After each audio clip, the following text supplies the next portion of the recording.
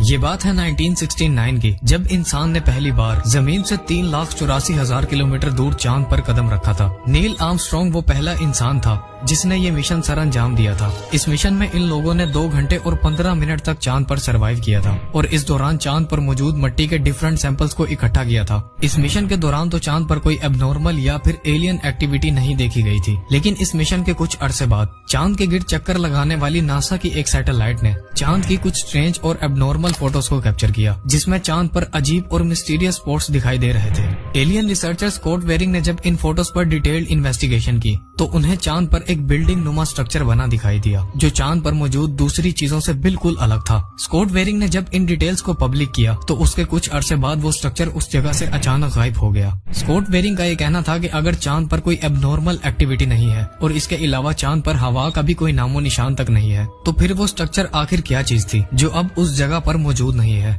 इस बारे में स्कॉट ने नासा को ब्लेम किया कि नासा ने उस स्ट्रक्चर को एडिट कर वहां से रिमूव कर दिया है और असल हकीकत को दुनिया से छुपा लिया है। इस स्ट्रक्चर के अलावा चंद साल पहले चांद पर एक टैंक की शेप का स्ट्रक्चर भी डिस्कवर किया गया था, जो इस बात की तरफ इशारा कर रहा था कि चांद पर जरूर कोई न कोई एलियन एक्टिविटी मौजूद है जिससे हम इंसान अब तक ना वाकिफ हैं।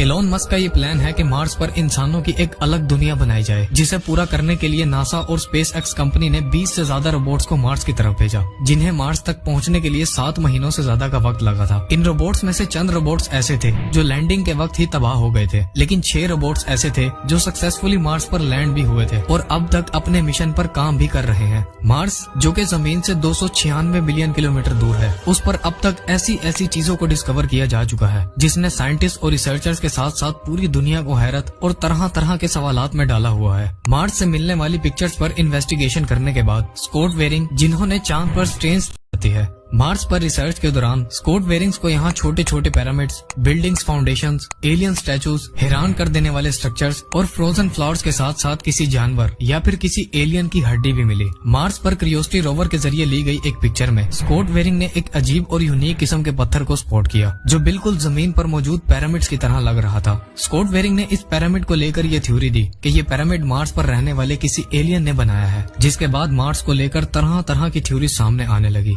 जनवरी 2023 में नासा के स्पेसक्राफ्ट MRO ने मार्स पर एक टेडी बियर की पिक्चर को कैप्चर किया था। इस पिक्चर में मार्स की सरफेस पर किसी बेयर की शक्ल बनी हुई थी, जिसे देखकर ये लग रहा था कि शायद ये वहाँ पर रहने वाले किसी एलियन का आर्ट था। इस पिक्चर को देखकर ये भी लग रहा था कि अगर मार्स पर कोई एलियन मौजूद है तो शायद वो हम इंसानों, हमारी जमीन और इसमें रहने वाले जानवरों के बारे में भी जरूर जानते हैं। 1976 में नासा के स्पेसक्राफ्ट वाइकिंग 1 ने मार्स की एक हिला देने वाली पिक्चर कैप्चर की थी। इस पिक्चर में मार्स की सरफेस पर एक बहुत बड़े स्टैचू का फेस दिखाई दे रहा था, जिसे देखने पर यह लग रहा था कि शायद ये किसी एलियन का स्टैचू था जो मार्स पर मौजूद मिट्टी में धंसा हुआ है। इस पिक्चर के बारे में नासा का ये कहना था कि ये कोई स्टैचू नहीं बल्कि मार्स की सरफेस पर मौजूद एक पहाड़ है, जिस पर लाइट पड़ने की वजह से ये किसी फेस की तरह दिखाई दे रहा है। इस पिक्चर के चंद अरसे बाद क्यूरियोसिटी रोवर ने एक और पिक्चर जमीन की तरफ भेजी, जिसमें एक हड्डी नुमा चीज मार्स की सरफेस पर पड़ी हुई थी। इस हड्डी को देखकर ऐसे लग रहा था जैसे ये किसी छोटे कद के एलियन की हड्डी हो, लेकिन इस हड्डी नुमा चीज के बारे में भी नासा का ये कहना था कि ये सिर्फ मार्स पर मौजूद आम सा पत्थर है जो तेज हवाओं और सैंडस्टॉर्म्स की वजह से किसी हड्डी की तरह बन गया है। 2014 में